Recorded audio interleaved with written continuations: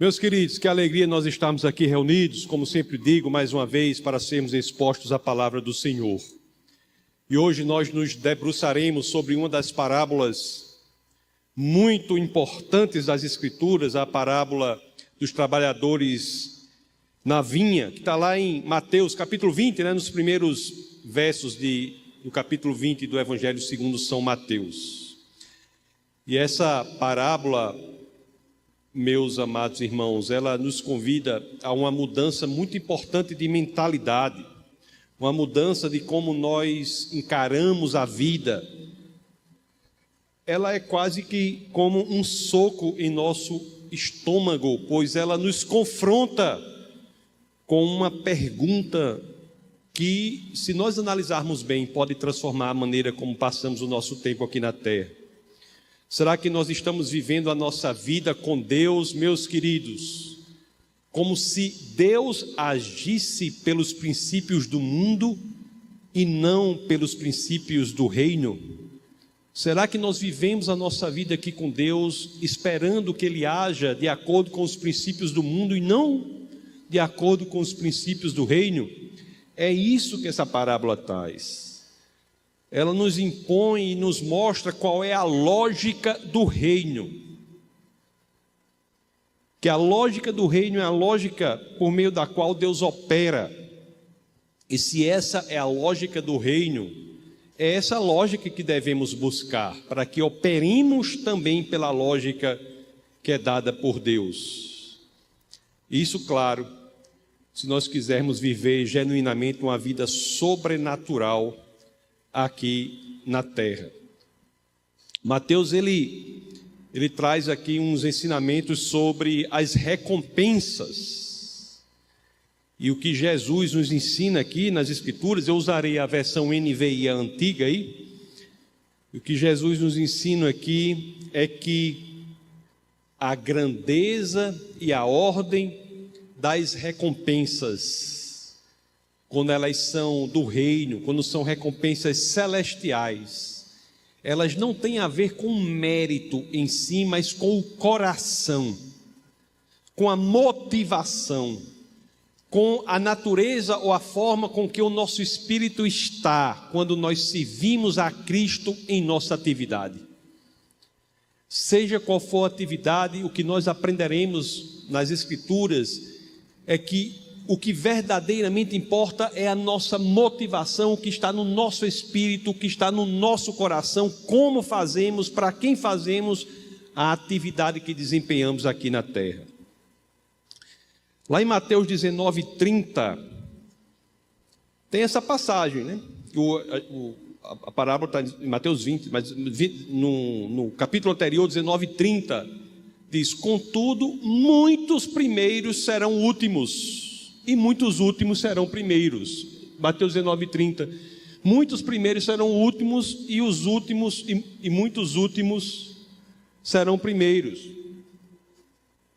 Muitos primeiros, na lógica do mundo, serão últimos na lógica de Deus. Muitos últimos, na lógica do mundo, serão primeiros na lógica de Deus. Vocês se lembram da passagem que Jesus é questionado sobre qual é o maior segundo a lógica do reino? Porque nós já vimos aqui que a lógica do mundo não é um reflexo da lógica de Deus. Porque, de acordo com a lógica de Deus, muitos dos primeiros na lógica do mundo serão últimos na lógica de Deus, e muitos dos últimos na lógica do mundo serão primeiros na lógica de Deus. E quando Jesus é perguntado como é essa lógica, lá em Mateus 18, no verso 1 a 4, pergunta: quem é o maior na lógica do reino? Quem é o maior na lógica de Deus? Vamos entender que lógica é essa, porque nós já sabemos que muitos dos últimos aqui serão primeiros na lógica de Deus, e muitos dos primeiros aqui serão últimos na lógica de Deus.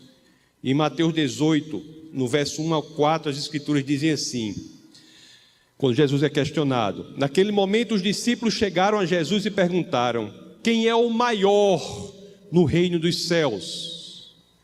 Aí Jesus vai explicar como é essa lógica do reino. Quem é o maior na lógica do reino? Aí Jesus vai dizer, peraí que eu vou explicar para você, você vai entender qual é a lógica do reino. Aí o verso 2 diz, o que é que Jesus faz, né? Chamando uma criança, colocou-a no meio deles e disse, eu lhes asseguro que, a não ser que vocês se convertam e se tornem como crianças, jamais entrarão no reino de Deus, no reino dos céus. Portanto, quem se faz humilde como essa criança é o maior no reino dos céus. Amados irmãos, isso é por si só revolucionário. Assim, se nós, porque o grande problema da pregação é o que está do lado de quem a ouve, de colocar em prática. Isso cabe a mim também, né? Porque cada um tem que colocar em prática aquilo que está na palavra. Mas se nós colocarmos em prática isso, a nossa forma de viver aqui é totalmente revolucionada. Muda tudo. Quem é o maior no reino dos céus? Quem é? É aquele que empreende todos os seus esforços, todo o seu dinheiro, só pensa a vida toda pensando em ter importância neste mundo? Essa é a lógica? Tem importância nesse mundo, tem status nesse mundo, essa é a importância? É aquele que se autopromove acima de tudo e de todos? Aquele que o tempo todo que fala só fala em si? Aquele cuja mensagem e pregação é de si próprio? É isso? Não. Jesus diz, os maiores são os que são como as criancinhas. E aqui Jesus identifica a localização, vamos dizer assim, na lógica do reino dos céus. A lógica não está em outro lugar senão na pureza da motivação do nosso coração. As crianças agem com pureza de motivação. Temos que ser como crianças, agir com pureza de motivação, o que nos motiva a agir. Por isso que nós temos que entender mais essa lógica, entender qual é a lógica do reino, entender quais são os princípios. Então, é nesta tentativa de que entendamos essa lógica e a apliquemos no nosso dia a dia para que vivamos uma vida sobrenatural, porque o mundo está desesperado aí, é o povo desesperado pela fama. Tem gente que faz coisas horríveis para ficar famoso, uma projeção numa coisa que não vale nada, mas nós, para que não sejamos inocentes, né, vejamos na palavra de Deus que lógica é essa e apliquemos no nosso dia a dia para que vivamos uma vida sobrenatural aqui na terra, que os convido a vocês para que abramos as Escrituras naquele que é o primeiro verso do texto base do nosso bate-papo de hoje, que é Mateus 20. Vamos agora entrar na parábola, para entender, com base na parábola, que lógica é essa. E aí a segunda parte é com vocês e comigo, para que apliquemos isso no nosso dia a dia. Mateus 21 diz assim, pois o reino dos céus é como um proprietário que saiu de manhã cedo para contratar trabalhadores para a sua vinha. O reino dos céus é como um proprietário que saiu bem cedo de manhã para contratar trabalhadores para a sua obra, para o seu projeto, para a sua vinha. O texto, ele aqui nos informa algo sobre o quê? O reino de Deus. O reino de Deus é como um proprietário que sai de manhã para contratar gente para o projeto, gente para a obra, gente para a sua vinha. Aqui tem uma coisa bem comum e uma coisa que chama bastante atenção. A coisa comum aqui, quando a gente vai ler, é o quê? Que, se nós formos analisar a realidade sociológica da época, como as coisas eram na época lá, de fato nós vamos ver que as pessoas, os trabalhadores eram realmente contratados muito cedo para o trabalho. Lá no mercado, bem cedo, as contratações se davam ali. volta de 6 horas da manhã, as pessoas estavam contratando. Até hoje isso acontece em alguns contextos. Os trabalhadores ficam disponíveis no cais e outros cantos. As pessoas bem cedo lá vão contratar aqueles trabalhadores. Isso é o comum, mas o que chama a atenção aqui nesse primeiro verso é o quê? Que não foi um encarregado, como era antigamente, que saía para contratar os trabalhadores, mas foi o próprio proprietário, o dono. Ele mesmo, o proprietário, foi ali contratar os trabalhadores. Ele se importa, ele vai sozinho, isso não era comum. Então, a parábola já começa com uma observação: o reino de Deus é assim, é como um proprietário que sai bem cedo para contratar trabalhadores para a sua vinha. Uma coisa é normal, os trabalhadores eram contratados naquele momento bem cedo da manhã, mas o que chamava a atenção, o proprietário, foi ele mesmo que foi. Mas, irmãos, os trabalhadores aqui quem são? Somos nós.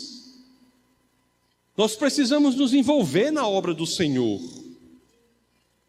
Precisamos disso para a nossa alimentação espiritual, para que nossa vida seja plena.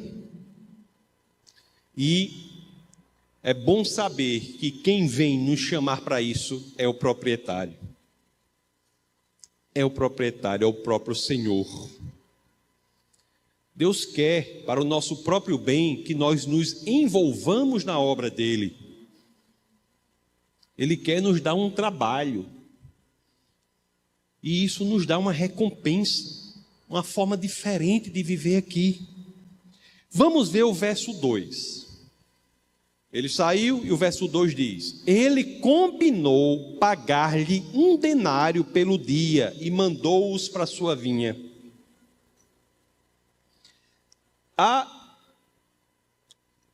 parábola aqui fala da primeira leva de proprietários contratados. Foi essa daí. Ele combinou pagar-lhe 1 denário pelo dia, que era um preço justo, para a sua vinha. Bom, denário era uma espécie, a moeda de prata, não é? Que de fato era um valor justo para um dia de trabalho. O que vai dizer aqui é que depois, às 9 horas da manhã, o proprietário encontra mais gente desocupada. O proprietário está sempre em busca de trabalhadores. 9 horas da manhã, ele encontra mais gente desocupada. E nós vamos ver que não só às 9 da manhã, mas ao meio-dia e às 15 horas. Contra gente desocupada. Vamos ler os versos 3 ao 5, que vocês vão ver que é isso que acontece aqui. Vocês já viram que a primeira leva de trabalhadores foi aquela que foi lá e combinaram. Volta aí no 2. Ele combinou. Foi combinado. Os trabalhadores foram após esse acordo aí. Ele combinou pagar 1 denário e eles foram. Agora vamos ler o 3 ao 5, vamos ver que há uma outra leva. Mateus 23 diz assim: por volta das 9 da manhã, ele saiu e viu outros que estavam desocupados na praça e lhes disse: vão também trabalhar na vinha e eu lhes pagarei o que for justo. E eles foram. Saindo outra vez por volta do meio-dia e das 3 da tarde, fez a mesma coisa. A primeira leva de trabalhadores combinaram o valor e os trabalhadores foram. A segunda leva, das 9, 12 e 3 da tarde, foram também, mas foi do mesmo jeito da primeira leva? Não. O que foi que houve aqui? Não houve acordo, ninguém combinou quanto à recompensa. Eles foram diante de uma promessa. E qual foi a promessa que o proprietário fez? Eu lhes pagarei, é o 4, volte para o 4, por favor. Eu lhes pagarei o que for justo. Nós temos aí grupos que diferem.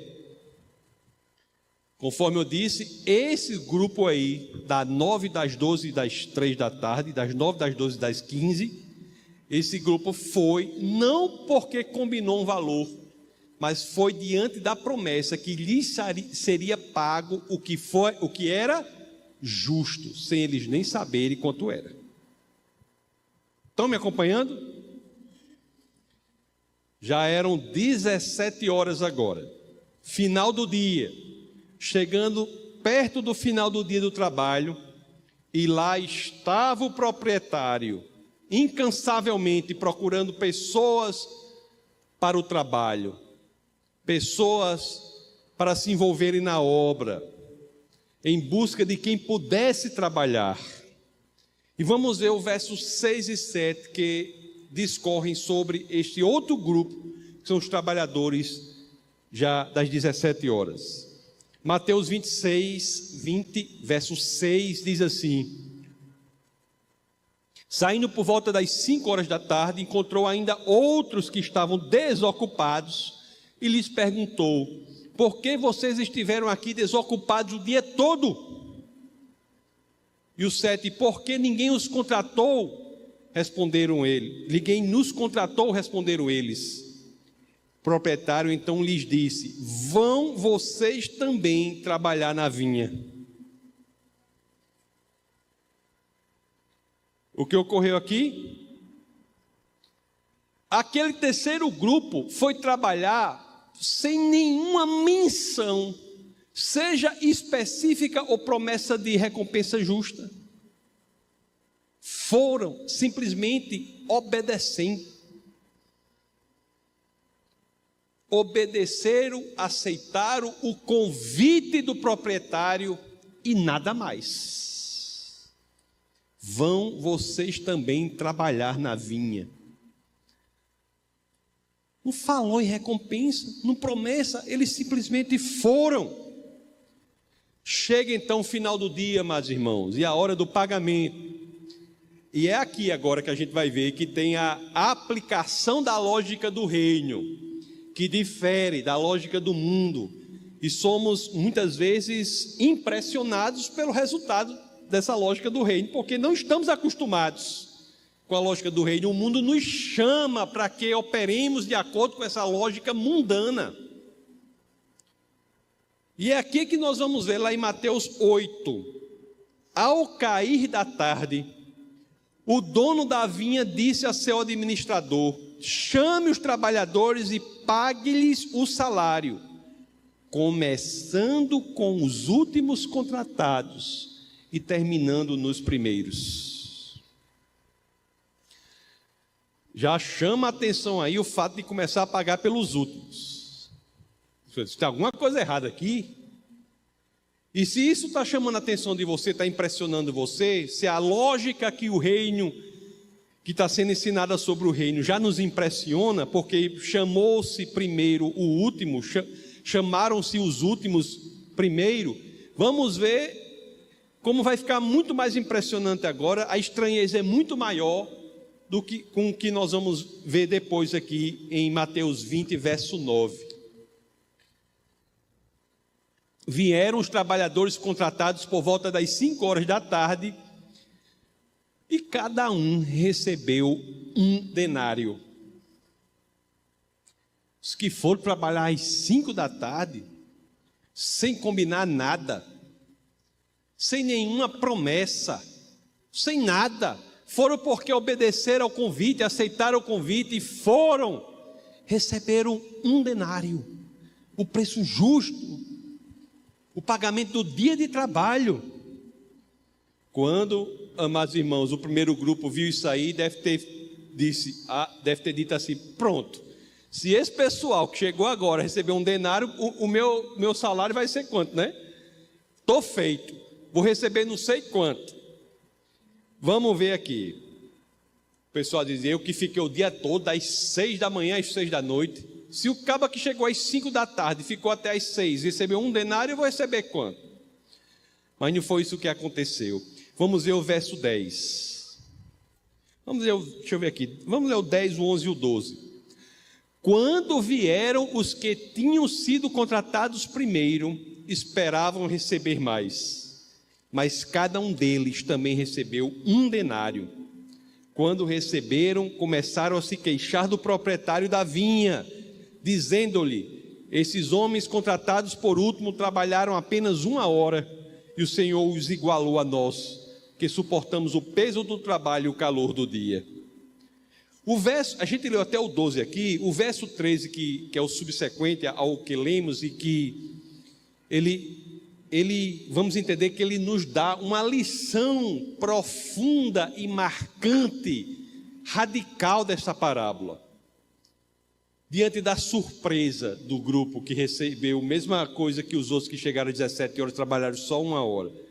Vamos ler a lição aqui no verso 13, Mateus capítulo 20, verso 13.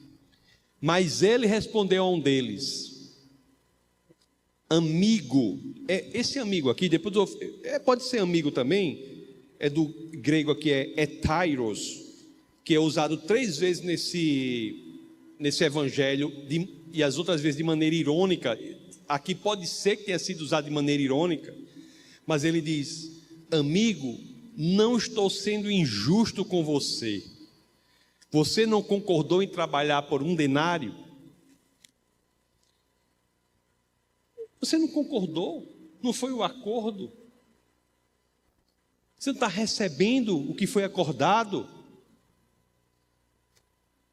Por que você está assim? Por que você está assim? Amigo, não estou sendo injusto com você. Eu até registrei aqui as outras vezes em que esse termo é tairos.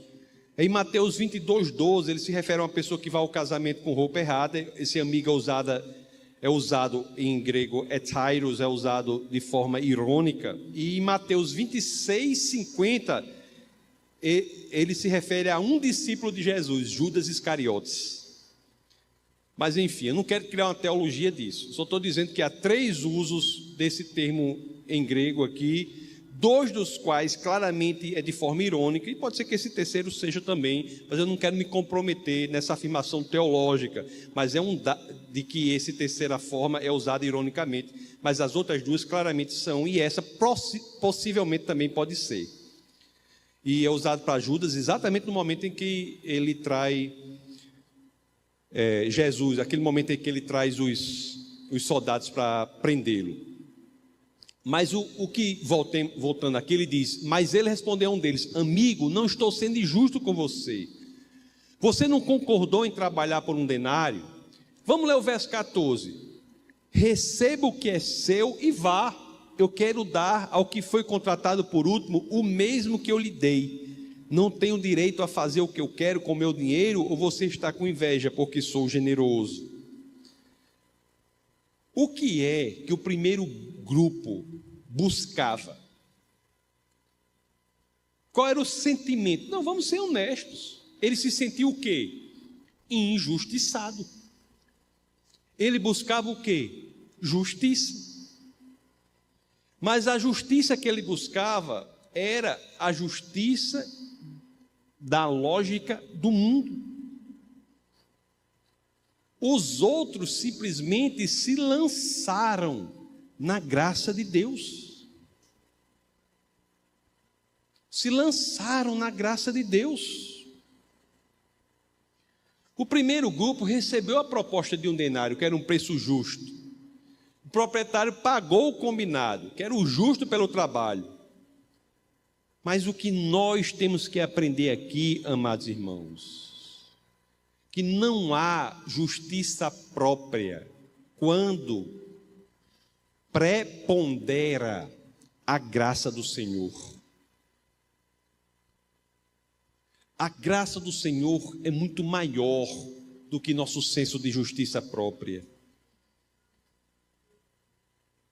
Se você fez algo muito errado sua vida toda, se você fez coisas horríveis a vida toda, se você chegar ao Senhor e disser assim: eu me arrependo, não importa que os outros que você conheça tenham tido vidas muito mais santas, se o seu arrependimento for sincero, você receberá o mesmo. Por quê? Porque é justo? Não. Porque prepondera a graça do Senhor.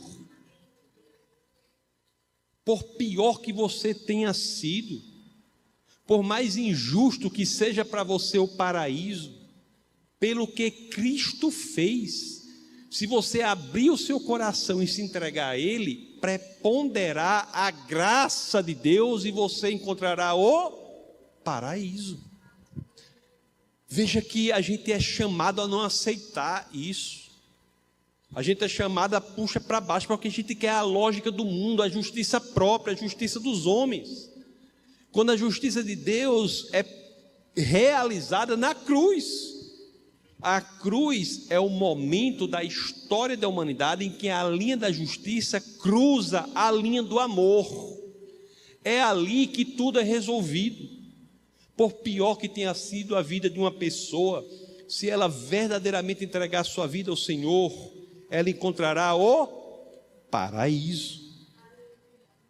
Mas, irmãos, nos outros grupos ali, o que foi que houve? Foi o coração do trabalhador. O coração.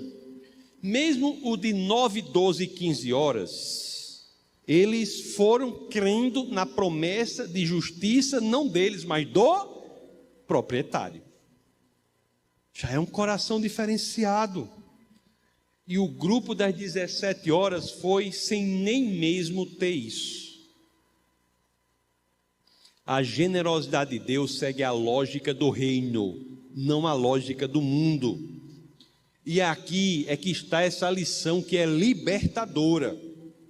Meus amados irmãos, se nós quisermos aplicar isso aqui na terra, se nós tentarmos na nossa atividade fazer algo semelhante, de buscar o coração na nossa atividade, ela também modifica-se totalmente.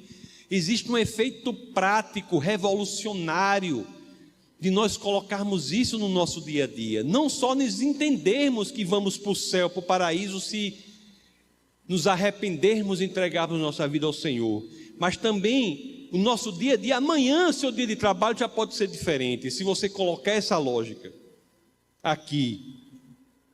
Se você deixar de lado o seu senso de justiça próprio e focar em Cristo e garantir que Ele fará o melhor por você, o seu dia a dia passa a ser totalmente diferente.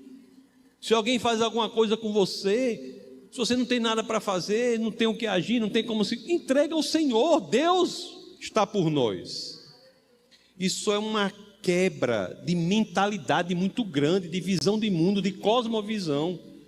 Nós nos colocamos no mundo buscando justiça própria, querendo ser donos da nossa própria existência, quando na realidade, quando entregamos nossa vida ao Senhor, nós não somos mais pilotos da nossa vida. Deus é o piloto, Jesus é o piloto. O reino de Deus, ele nos confronta, as Escrituras nos confrontam. Ela pede que nós aprendamos a viver de uma outra perspectiva. A gente vive falando aqui nessa igreja, nós temos que aprender a viver da perspectiva da eternidade. Nossa vida não acaba aqui não.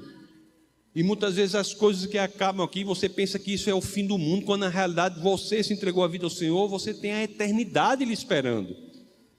E as Escrituras, portanto, nos convidam para que nós cultivemos em nós mesmos esta dependência de Deus, como teve o terceiro grupo, que foi sem nem saber, foi dependendo do proprietário. O segundo foi também, dependendo do senso de justiça do proprietário. E o terceiro que nem isso. Se é Deus mandando, eu vou, porque eu estou dependente não da promessa, mas daquele que é o proprietário, que é o Senhor. Isso muda tudo, amados irmãos.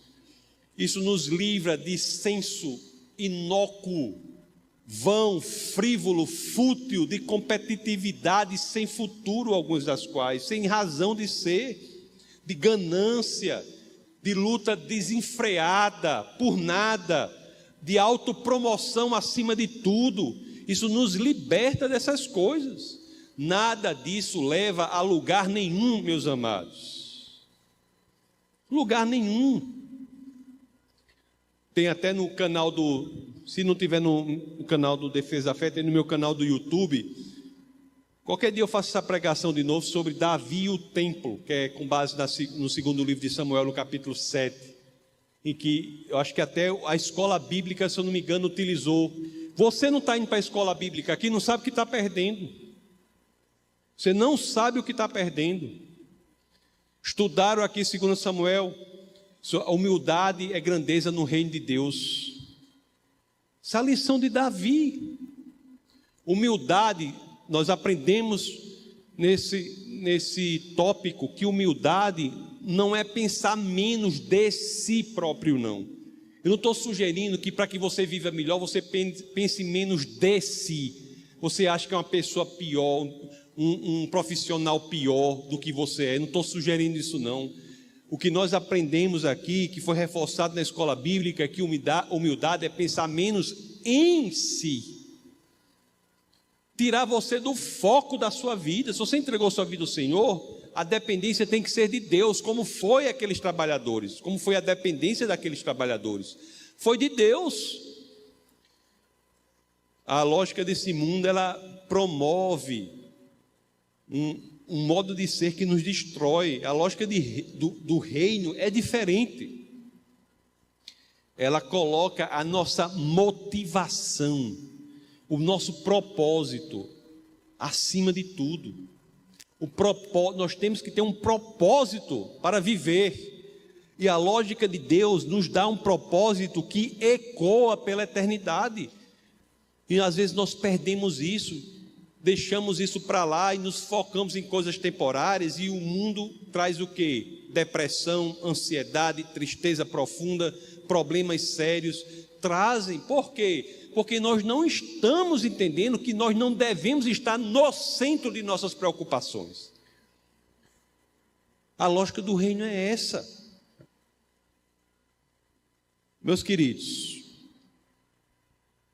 uma justiça que foca no coração é uma justiça que extrapola a si própria, porque ela busca beleza, ela busca verdade. A justiça que foca no coração, ela busca uma vida bela, uma vida verdadeira, uma vida que você tem que buscar um sentido, um propósito belo e verdadeiro para a sua existência. Se você pensar bem, não há ponto moral mais elevado daquele em que justiça, beleza e verdade se encontram. É isso que nos é proposto. Agora, na prática, você já se perguntou? Faça essa pergunta para si próprio, seja qual for a sua profissão. Como seria se nós vivêssemos a nossa vida de acordo com a lógica do reino e não de acordo com a lógica do mundo? Seja qual for a sua profissão, se nós buscarmos isso e colocarmos em nosso dia a dia, como é que seria? O quão livre nós seríamos se nós verdadeiramente entendêssemos, mas entendêssemos assim com a nossa existência, com o nosso ser, entendêssemos que tudo porque lutamos aqui, profissões, né? Crescimento, negócios, tudo, dinheiro, tudo, que em si não são coisas ruins, mas se nós entendermos que tudo que nós lutamos aqui nos colocaria numa posição muito melhor da nossa vida, se nós colocássemos isso na lista do que precisa ser analisado pela pureza e do motivo do coração. Se toda decisão você analisar, buscar a pureza do seu coração, tudo, como é que seria a sua vida? Se tudo que você for fazer, você colocar o seu coração sob escrutínio, sob investigação, você analisar o seu coração e dizer, o que é que meu coração está aqui fazendo? Como é que ele está motivando? O que é que está na minha motivação? Será que essa ação é decorrente de um coração que está com a motivação certa ou não? Será que tudo o que eu faço no meu coração eu encontro um comprometimento com o proprietário que é Cristo? Será? Tudo seria diferente. Um professor, por exemplo, o seu trabalho vai ser o quê? O que deve motivar o trabalho de um professor? Crescimento do aluno. Isso é um atributo de Deus, fazer com que cresçamos. Um médico, um enfermeiro, qual é o trabalho? Se nós colocarmos, se nós encararmos esse trabalho, uma fonoaudióloga, um personagem, uma pessoa da área de saúde, se for trabalhar, qual é? Se nós buscarmos, será que eu estou buscando a promoção da saúde naquela pessoa, a promoção da saúde no doente? Será que é isso que está motivando? Se eu buscar a motivação correta nessa área, eu estou buscando um atributo que é de Deus, promover saúde, promover crescimento da pessoa. No professor, um vendedor de cachorro quente, o cara é vendedor de cachorro quente, vendedor de coxinha. Como é que seria a vida dele se ele dissesse: o meu trabalho é o quê? Qual é o seu trabalho, vendedor de cachorro quente? Ele diz: meu trabalho é trazer saciedade ao faminto, trazer saciedade àquele que vem desesperado de fome num dia de trabalho. Chega, eu estou ali naquele lugar no meu carrinho, vou dar um momento de saciedade para eles. Isso é um atributo de Deus. O policial, o trabalho é o quê? Trazer segurança aos inseguros. É um atributo de Deus. Agora você imagine o médico, o enfermeiro, esse pessoal toda a área de saúde entendendo: vou promover saúde ao doente. O professor: vou promover crescimento. O vendedor de cachorro quente: vou promover saciedade ao faminto. E tudo que você imaginar, você buscar a motivação correta de coração em Cristo, sua vida muda radicalmente. É outra existência. Confiança no Senhor. É Deus que está promovendo você. Deus, o seu trabalho é uma expressão de algo que Deus faz. Eu digo a você, se buscarmos a motivação correta, tudo muda. Tudo muda. Nossa relação com o mundo, com as outras pessoas muda. Se nós tirarmos a recompensa imediata do foco, ela é importante, mas ela não pode ser o foco. Se nós tirarmos a recompensa imediata do foco e colocarmos o Senhor, tudo muda. Bom, amados irmãos, e o mais impressionante das coisas com Deus é que, mesmo que nós não pensemos na recompensa, eu tenho que lhes dizer, eu não vou dizer uma mentira para você, mesmo que você não pense nessa recompensa, quando você menos esperar, você está sendo mais bem recompensado do que você estaria se seu foco fosse na recompensa imediata. Deus, em sua generosidade, Ele nos recompensa com sua graça infinita, e recompensa sobremaneira quando nós não colocamos o objetivo da recompensa na nossa ação, mas servir ao Senhor. E não é servir ao Senhor só na igreja não, que você deve servir, todo mundo aqui deve servir na igreja, mas não é só isso, é servir ao Senhor 24 horas por dia, 7 dias por semana, 365 dias por ano, em que você estiver fazendo, servir ao Senhor. E aí nós somos sobremaneira recompensados. Aí nós passamos a entender que é melhor dar do que receber, porque Deus nos recompensa para que sejamos bênção na vida das outras pessoas. E tem uns efeitos que são decorrentes desse tipo de posicionamento mental cristão, que o cristianismo radicaliza a existência. Quanto menos estresse nós teríamos, quão mais qualidade de vida nós teríamos, quão melhores pessoas nós seríamos. Se nós fizéssemos isso, se nós aprendêssemos a buscar o coração e não a aparência.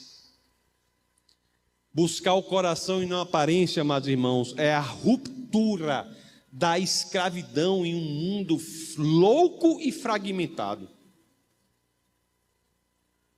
Olhe, a mercadoria mais procurada hoje em dia é a paz. Paz. E as Escrituras trazem o caminho para ela. Buscar o reino de Deus é a chave para a liberdade.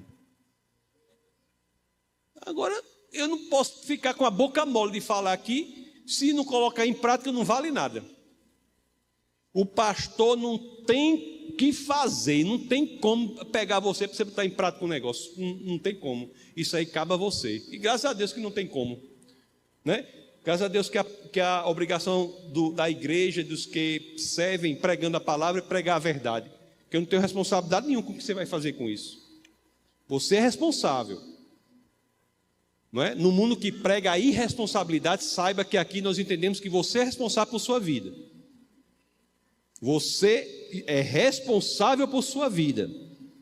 Amados irmãos, o que Deus faz por nós é maravilhoso. Busquemos a lógica do reino de Deus para que sejamos livres, para que entendamos o que Deus quer, para que nos envolvamos no trabalho da obra do Senhor e possamos experimentar aquilo que o mundo não pode oferecer. C.S. Lewis já dizia, não é? Eu tenho desejos que nada neste mundo pode satisfazer. Nada. Esse é um indício claro de que somos feitos para outro mundo. E a maneira que podemos fazer de preencher esse vazio é exatamente trazer para o mundo a lógica que não é do mundo, é a lógica do reino. A partir daí, nós poderemos experimentar uma vida cheia de propósito, cheia de sentido e significado, neste mundo que precisa ouvir a verdade, mesmo que se regozije na mentira. Tudo depende unicamente de cada um de nós. A palavra de Deus está aí. Quem coloca em prática é cada um de nós. Amém?